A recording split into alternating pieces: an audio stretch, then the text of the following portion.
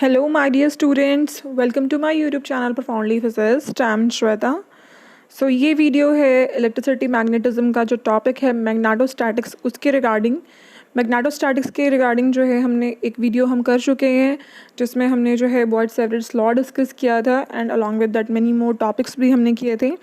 ठीक है, तो उसके लिए जो है आप प्रीवियस वीडियो को ज़रूर देखिए which I will link at the end of the video end of this video. ठीक है, और आज की वीडियो में जो है हम बॉयड-सैवरेज लॉ की जो थर्ड एप्लीकेशन है उसको डिस्कस करेंगे। ठीक है, 2 एप्लीकेशंस हमने इन द प्रीवियस वीडियो कर ली हैं।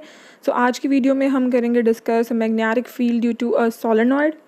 इसके अलावा force between 2 current carrying wires, divergence of magnetic induction and Hall's effect। ठीक है, all these topics will be discussed in today's video। and इसके अलावा जो है हमने इलेक्ट्रिसिटी मैग्नेटिज्म के ऊपर बहुत ज़्यादा वीडियोस हम कर चुके हैं, लाइक वेक्टर कैलकुलस डिस्कस हो चुका है, इलेक्ट्रोस्टैटिक्स हम कंप्लीट कर चुके हैं, मैग्नेटोस्टैटिक्स के रिगार्डिंग एक वीडियो हो गई है। ठीक है, तो अब ज़रूर प्लेलिस्ट चेक कीजिए एंड प्रीवियस टॉपिक्स अगर आपके अभी तक कंप्लीट नहीं हुए हैं तो उनको भी ज़रूर कवर कर लीजिए। ठीक है, so let's begin with today's topic. First topic is magnetic field due to a solenoid. Solenoid क्या होता है? यहाँ पे एक सिलेंड्रिकल कॉइल होती है जिसके ऊपर जो है they are turns of insulated wire, और वो टर्न्स इस तरीके से होते हैं such that the diameter of the coil is always smaller than its length. So because of this current carrying wire, the solenoid acts as an electromagnet। ठीक है, तो एक मैग्नेटिक फील्ड जनरेट होता है और जो मैग्नेटिक फील्ड है उसकी डायरेक्शन जो है that is given by right hand grip rule for solenoid.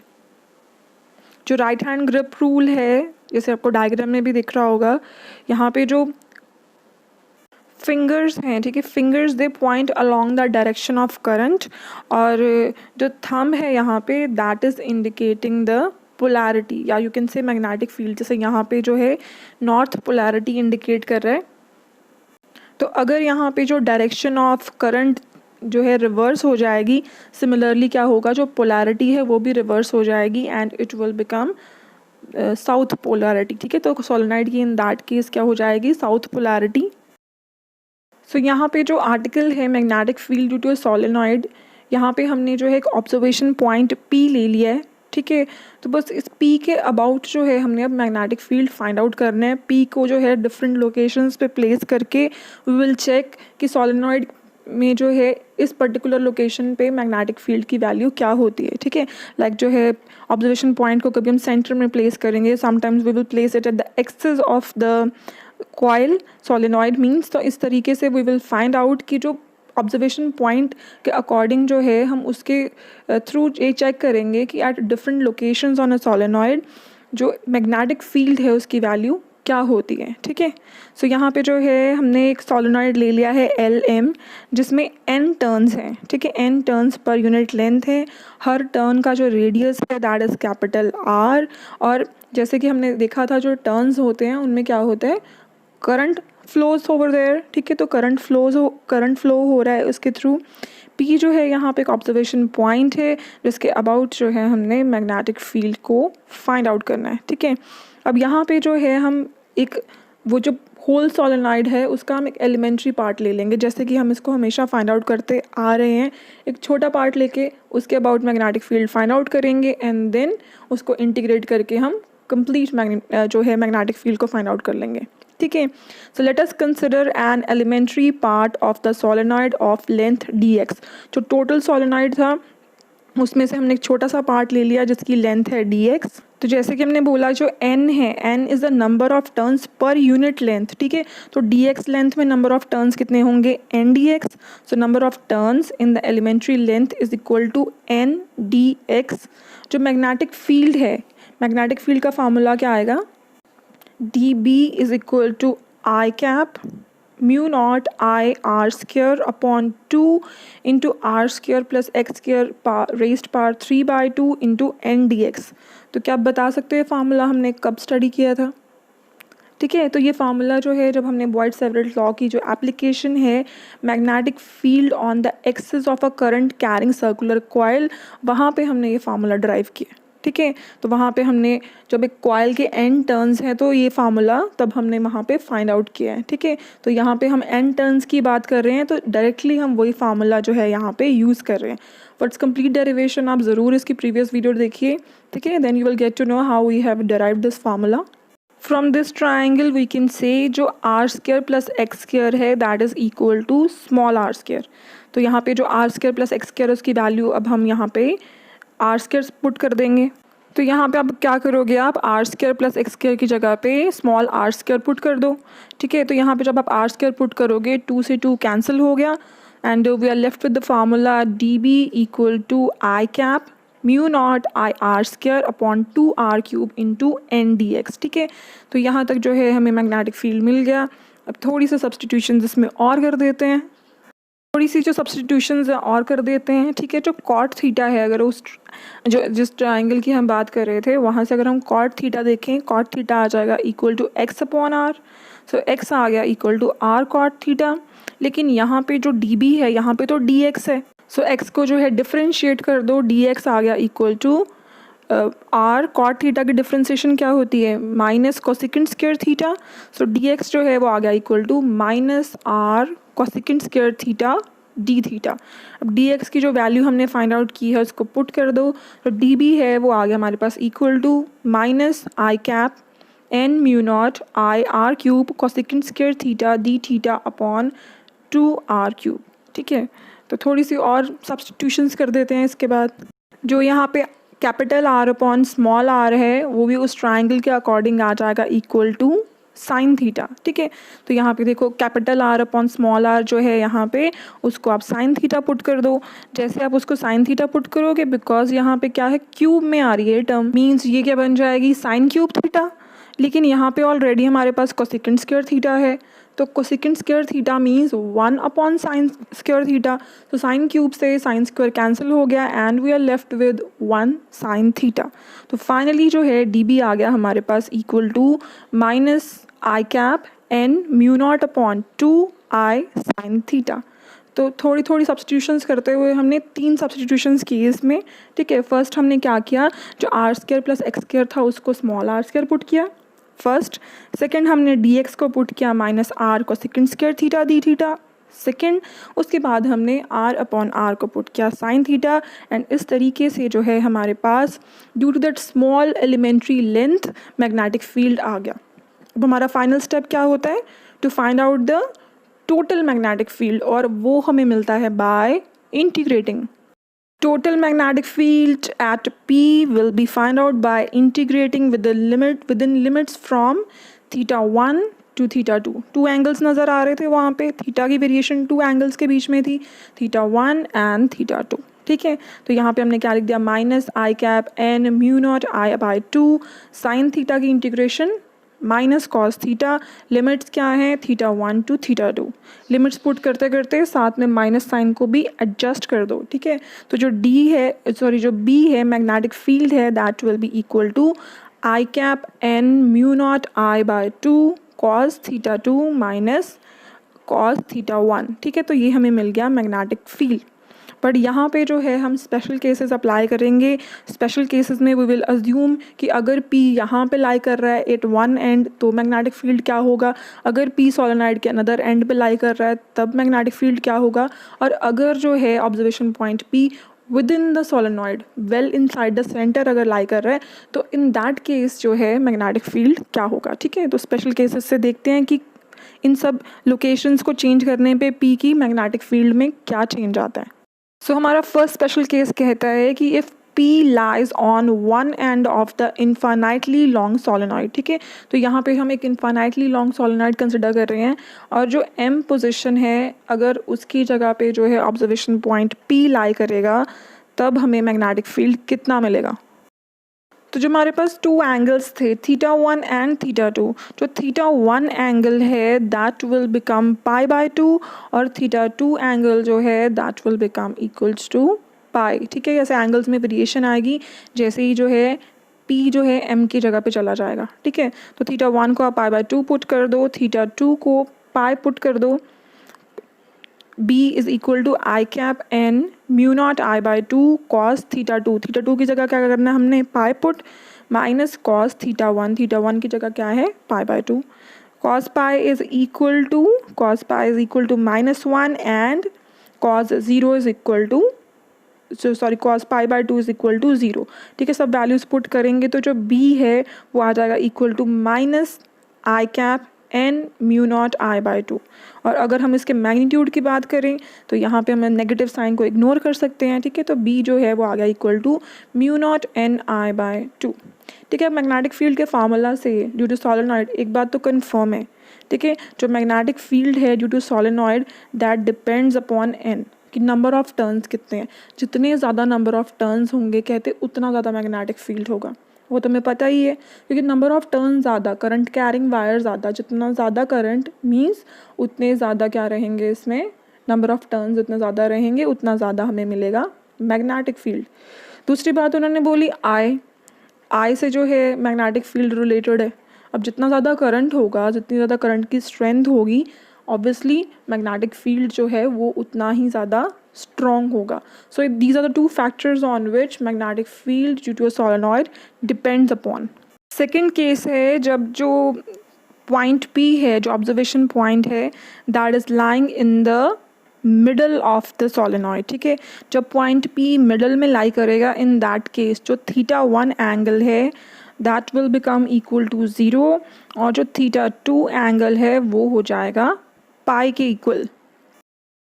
सो जैसे कि केस 2 है उसमें हमने देखा जब पॉइंट P मिडल में लाई करता है, जो थीटा वन एंगल है वो हो जाता है 0 के इक्वल, थीटा टू पाई के इक्वल, कॉस थीटा वन हमें पता है 1 होता है, मीन्स जब थीटा 0, सो कॉस पाई जो है वो आ जाएगा इक्वल टू -1।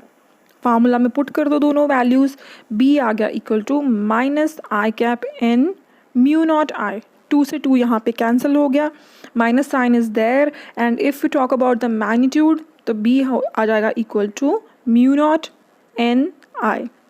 जब हमने देखा कि जब जो है व्हेन द पॉइंट P जो है that lies on the one end of the infinitely long solenoid, in that case जो मैग्नेटिक फील्ड था वो आया था equal to mu not n I by to.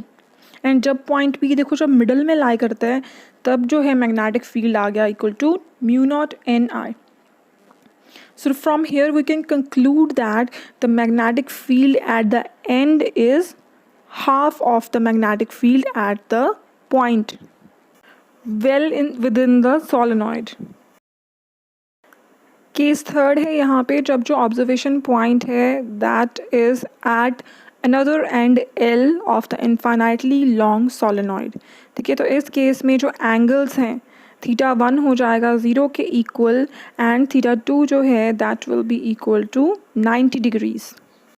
तो थीटा वन को आप पुट कर दो 0, theta two is equal to 90 degrees, तो b जो है वो आ जाएगा हमारे पास equal to minus I cap n mu not I upon 2। ठीक है, मैग्नीट्यूड में b is equal to mu not n i upon 2। तो ये हमें पता चल गया कि जो एंड्स हैं, ठीक है, एंड्स पे जो मैग्नेटिक फील्ड है that is N mu not I by 2, और जो मिडल है, मिडल में magnetic field is mu not n आई।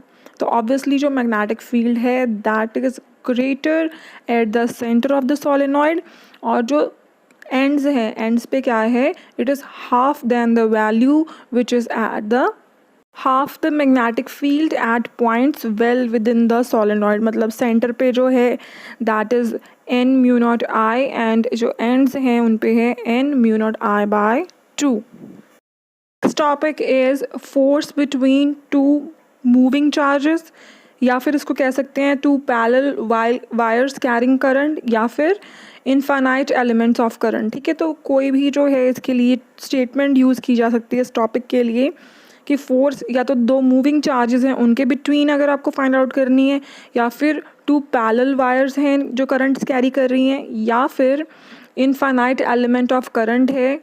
ठीक है, तो यही टॉपिक है, इसका सोल्यूशन देख लो क्या है।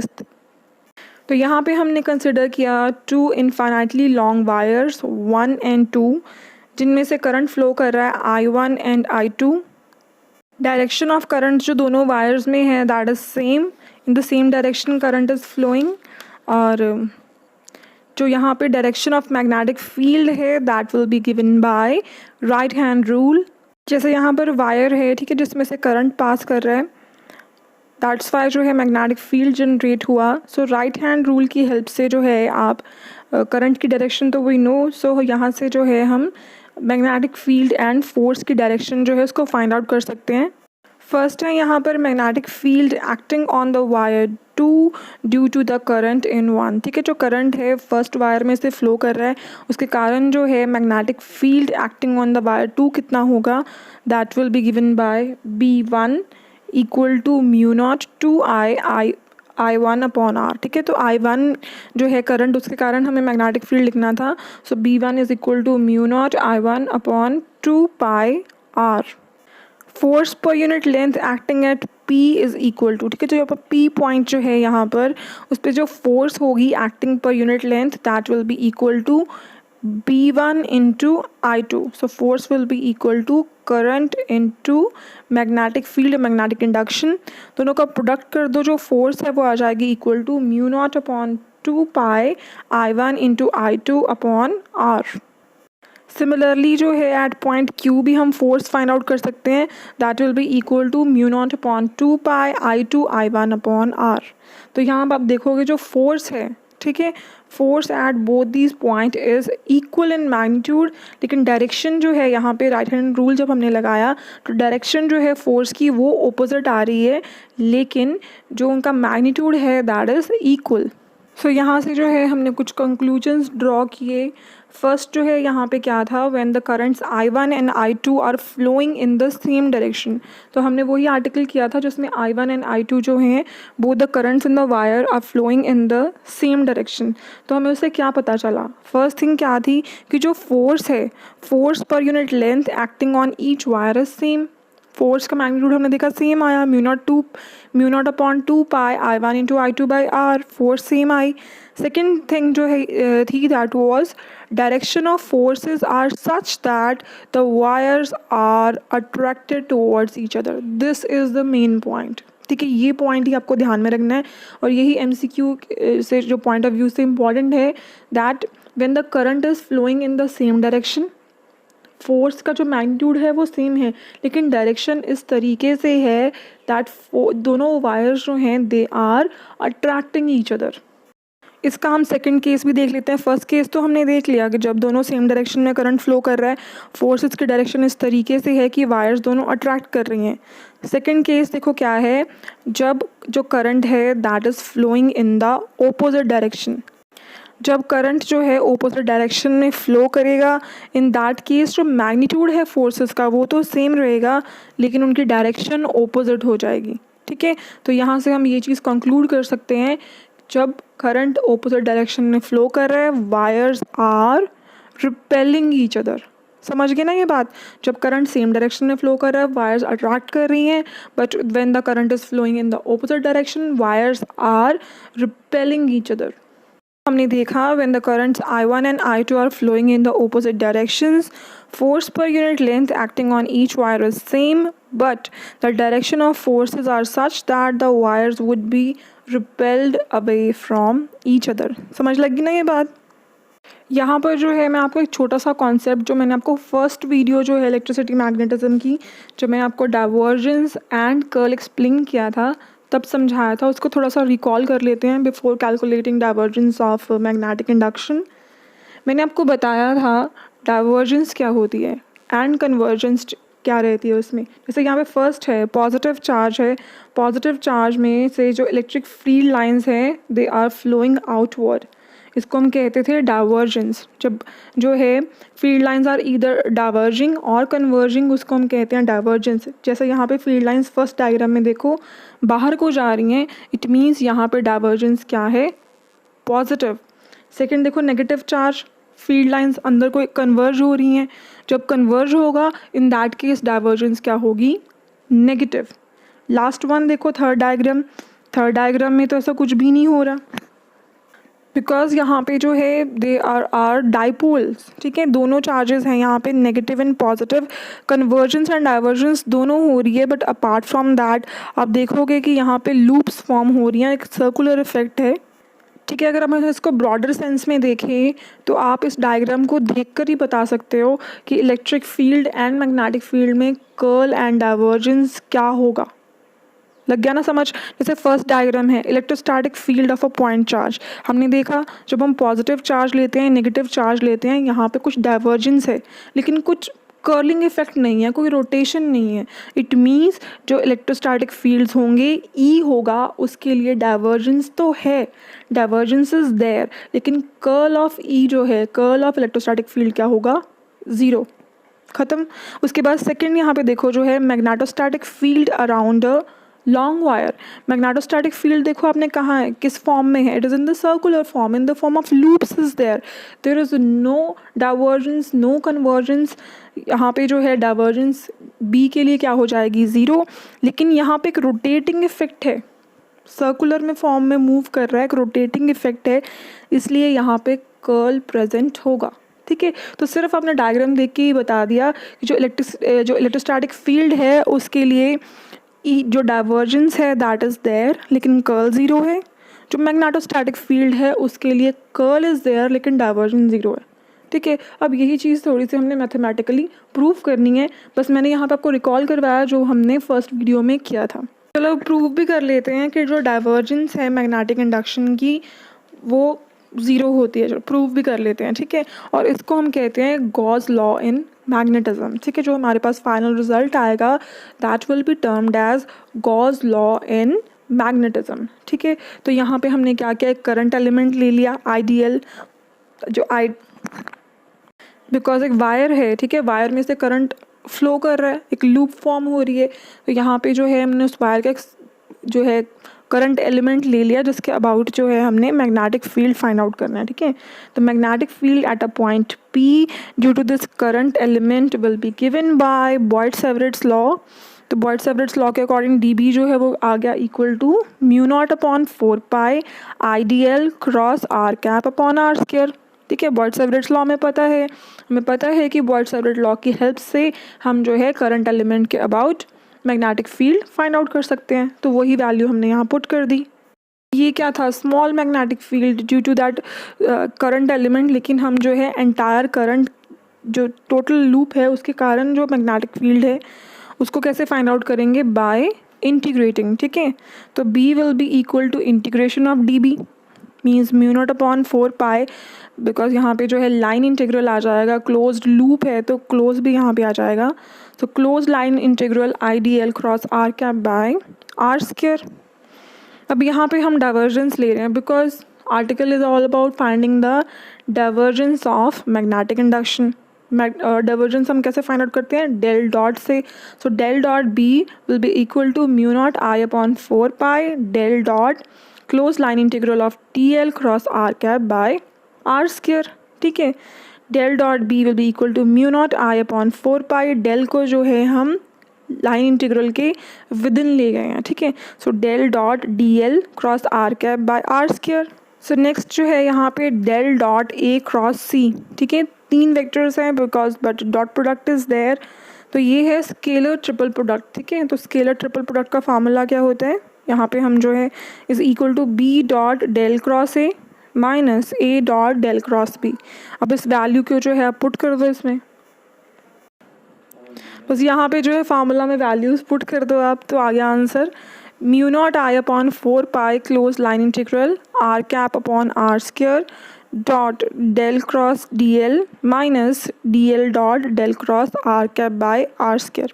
अब हम इन दोनों टर्म्स की वैल्यू फाइंड आउट कर लेते हैं, डेल क्रॉस डी एल की value and del cross r cap upon r square की वैल्यू। जो डेल क्रॉस एल है that will be equal to 0 because जो डी एल है that is not a function of x y z coordinates. ठीक है, first term तो हो गई 0 के इक्वल। अब देखते हैं सेकंड टर्म जो कि है r cap upon r square. ठीक है, जो r cap upon r square है that is equal to minus del of 1 by r. अब इसकी वैल्यू जो आप पुट कर दो बिकॉज यहाँ पे 2 डेल आ गया, देखो del cross del into 1 by r, तो डेल क्रॉस डेल है वो भी क्या हो जाएगा, इक्वल टू 0। तो फर्स्ट टर्म भी 0 हो गई, सेकेंड टर्म भी 0 हो गई, so finally we got divergence equal to 0। तो ये जो हमारे पास इक्वेशन आई है del dot B is equal to zero, जो कि है divergence of magnetic induction is equal to zero, इसको हम जो इसका अनदर नेम है that is Gauss law in magnetism. ठीक है, तो Gauss law in magnetism is what, del dot B is equal to zero which says divergence of magnetic induction through any close surface is zero. So this is Gauss law in magnetism which says divergence of B is equal to 0. Next topic is Hall effect which is discovered by American physicist E.H. Hall. चलो देखते हैं ये Hall effect है क्या। तो Hall effect में यहाँ पे क्या है, हमने एक प्लेट जो है, ठीक है, एक मेटल प्लेट है यहाँ पे, जिसको जो है हमने कनेक्ट किया विद अ बैटरी। तो जब आप इसको जो है पोटेंशियल प्रोवाइड करोगे, आफ्टर दैट क्या होगा, current will start flowing in it. उसके बाद जो है हमने यहाँ पे एक मैग्नेटिक फील्ड में जो है इस करंट कैरिंग प्लेस किया, जो कि है perpendicular to the direction of the current. तो उसके बाद आप देखोगे जैसे ही आपने मैग्नेटिक फील्ड में प्लेस किया, जो चार्ज कैरियर्स हैं, ठीक है, they got separated. Positive charge carriers अलग हो गए एंड जो नेगेटिव चार्ज कैरियर्स हैं दे गॉट सेपरेटेड। देखो जैसे मैंने यहाँ पे ग्रीन डॉट से जो है नेगेटिव चार्ज कैरियर्स इंडिकेट किए एंड येलो डॉट से जो है पॉजिटिव चार्ज कैरियर्स। सो यही है हॉल इफेक्ट। तो आपने देखा यहाँ पे कि जब हमने करंट कैरिंग प्लेट को मैग्नेटिक फील्ड में रखा which is perpendicular to the direction of current, तो यहाँ पे एक इलेक्ट्रिक फील्ड डेवलप हो गया। बिकॉज आप देखोगे जो पॉजिटिव चार्ज कैरियर्स हैं they carrier different potential, negative charge carriers की पोटेंशियल अलग होगी और इस पोटेंशियल डिफरेंस के कारण जो है इलेक्ट्रिक फील्ड जनरेट होगा। ठीक है, और वो इलेक्ट्रिक फील्ड जो होगा that will be in the direction perpendicular to both the current as well as the magnetic field, और ये है हॉल इफेक्ट। यहाँ पे जो हमने मेन बात समझनी है, ठीक है, जो ट्विस्ट की जिसकी मैं बात कर रही हूँ वो ये है that how these charge got separated. इस पॉइंट को हम समझ लेते हैं। तो the reason for this drifting कि जो नेगेटिव चार्जेस अलग हो गए एंड पॉजिटिव चार्जेस अलग हो गए, वो रीज़न है लॉरेंट्ज़ फोर्स। लॉरेंट्ज़ फोर्स आप देखो, जब मैग्नेटिक फील्ड है तो लॉरेंट्ज़ फोर्स एक्ट करती है। आप देखो यहाँ पे जो वेलोसिटी है नेगेटिव चार्जेस की, उसकी डायरेक्शन अलग है एंड जो पॉजिटिव चार्जेस हैं they are having a different direction under the influence of magnetic field. तो यही जो सेपरेशन है, जो लॉरेंट्ज़ फोर्स का एक्शन है, उसके कारण जो है नेगेटिव एंड पॉजिटिव चार्जेस अलग अलग डायरेक्शन फॉलो करेंगे and hence they will get separated. और हमें जो प्लेट्स हैं, जो मेटल हमारे पास प्लेट थी, जो उसका एक साइड है वहाँ पे हमें पॉजिटिव चार्ज कैरियर के कारण पोटेंशियल मिलेगी and on the another side जो है हमें नेगेटिव चार्ज कैरियर के कारण पोटेंशियल मिलेगी। Hence we get a potential difference और इलेक्ट्रिक फील्ड जनरेट होगा, और जो वो पोटेंशियल डिफरेंस है उसको हम कह देते हैं hall voltage. So what is hall effect? When a current carrying metal plate is placed in a magnetic field acting perpendicular to the direction of the current, then an electric field is developed across the plate in a direction perpendicular to both the magnetic field and the current। और यही है Hall effect. I hope आपको concept जो है Hall effect का अच्छे से समझ आ गया होगा। हॉल इफेक्ट यूज़ हो जाता है जब आपको फाइंड आउट करना हो nature of the charge carriers, कि क्या ये पॉजिटिव चार्ज कैरियर्स हैं या नेगेटिव चार्ज कैरियर्स हैं। ठीक है, to determine the nature of charge carriers. Second है number density of charge carriers can also be determine using Hall effect. आप नंबर डेंसिटी भी फाइंड आउट कर सकते हो कि कौन से चार्ज कैरियर की कितनी नंबर डेंसिटी है। थर्ड जो एप्लीकेशन आती है हॉल इफेक्ट की वो ये है that it is use to measure the magnetic induction. आप मैग्नेटिक इंडक्शन जो है उसको भी फाइंड आउट कर सकते हो। So these are the 3 applications of Hall effect and ठीक है, that's all for today. I hope आज की वीडियो जो है आपके लिए यूज़फुल रही होगी। If that is so please अपना फीडबैक ज़रूर दीजिए। And some of the students were saying कि मैम हमें special theory of relativity and किसने कहा था कि एटॉमिक मॉलिक्यूलर फिजिक्स के जो पेंडिंग टॉपिक्स है वो करवा दो। सो जब once electricity and magnetism will be completed, तो इसके बाद जो भी पेंडिंग टॉपिक है दोनों के दोनों हैं special theory of relativity and atomic and molecular physics, ठीक है, मैं उनको ही कंप्लीट करूँगी before starting the next unit. तो thank you everyone for watching my video and video को ज़रूर लाइक कीजिए, शेयर कीजिए अपने फ्रेंड्स के साथ, एंड अगर आप चैनल को फर्स्ट टाइम देख रहे हैं तो ज़रूर सब्सक्राइब कर लीजिए। Thank you everyone.